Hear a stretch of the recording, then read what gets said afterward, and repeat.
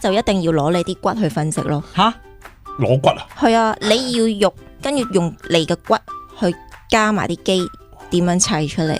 每一個美容師必定要識，如果唔識嘅話咧，其實你打機嘅時候永遠都係打魚嗰啲新聞嚟㗎。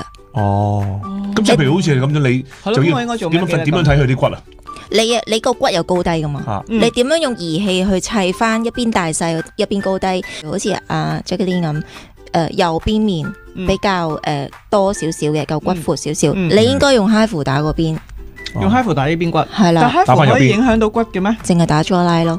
用嚿肉去托翻你個嚿骨出翻嚟，做藝人影相點樣都要攞角度噶啦，做翻呢個 jawline 骨出嚟，直角位。jawline即係呢個側邊個腮位啊，唔可以冇直角噶嘛，你影相靚啲噶嘛。咁你呢邊唔係太大，即係左邊面唔係太大嘅時候，你應該要用一啲用熱嘅機去將頸嘅肉拉翻上去個顴骨，變咗好似鑽石咁咯。